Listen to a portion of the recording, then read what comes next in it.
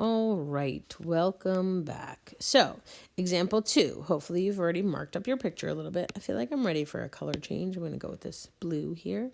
So let's take a look. So they're giving us that AD is congruent to EB, that little guy congruent to that little guy, and CD is congruent to CE. So boom, again, as soon as I'm doing that, I'm kind of looking at this going, ooh, this little nugget in here, CDE, is an isosceles triangle.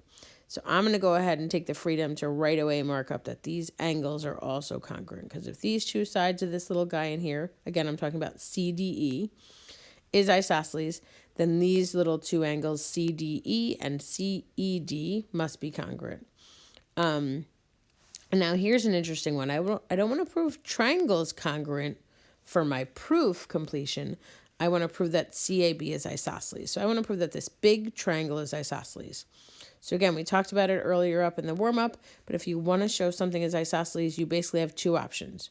You either show that it has two congruent sides or that it has two congruent angles. So let's even be a little bit specific about that. If we wanted to show that this big guy, again, the big triangle is isosceles, we would show it has two congruent sides. Specifically, it's most likely that we would want to prove that CA is congruent to CB. So that would be one option. The other option would be to show it has two congruent angles, which would be angle A congruent to angle B. Well, if you were thinking that we have to prove triangles congruent in order to get that to happen, then you are correct. So we are going to have to get some triangles congruent. We have some choices here. I'm just going to go through one idea with you. Actually, I'll explain both, and then I'll just do one of the proofs, which is the same as, again, I would do if we were in class together. So one idea, hopefully it was kind of maybe screaming at you, very similar to the last proof we did, would be if I get these outside triangles congruent here. So I already have the side down at the bottom, AD and EB. I have the sides from the isosceles guy, right, the CD and the CE. And now I could use those little inner angles and use their supplements. And then I could get these outside triangles congruent. Once I get those outside triangles congruent, then I do a little CPCTC action to either say A is congruent to B, one option, or CA is congruent to CB, and that would just be a little CPCTC. So one more time, I would get these outside triangles congruent, the green highlighted ones, using side, angle, side. So I'd really just have to do a little supplement talk, and then I'd be ready for those triangles congruent. That's one option. The other option, which is a little harder to see, I'm just going to try to erase some of these greens. There we go. Oh, look at that. Okay. The other option, which is a little bit more difficult to see, I'm going to use a different color now.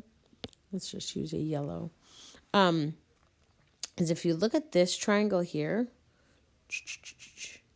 CEA, just see that guy, and then see this guy. Let's use, I guess the highlighter options aren't really all that fun. Go back to the green, this guy here. So they're kind of overlapping. Do you see that? So let's walk through, I'm going to just use a dark color now. So let's walk through this guy here. So CEA, this one, which that yellow highlighter didn't really do good for. In that triangle so far, I have this angle, and then I have this little piece of this side over here, AD, right? So the problem would be I don't have enough to get this whole side AE, but if you kind of look at this other triangle, which is this one here, I'm going to just dab that one. Similar idea. I have this side here, I have this angle, and then I have this little piece of the side. Well, if we do a little addition, guess which piece we're going to add on to AD and EB? That's right, we're going to add on DE. If I do a little addition with DE, I can get AE congruent to DB. And then I would be able to prove these triangles congruent by side, angle, side. So one more time, let me just point that out. So side, here's your side. Angle, that would be this guy. And then you would have this whole side after you do the addition. And then you'd be at the same place as the other one. You get the two triangles congruent. And then can I say CA is congruent to CB? Sure. Can I say angle A is congruent to angle B? Sure. And again, you pick one or the other. You don't have to pick both. All right, so why don't you write up the proof now? I'm going to go with the first option I presented. I feel like the supplements is just a little bit quicker.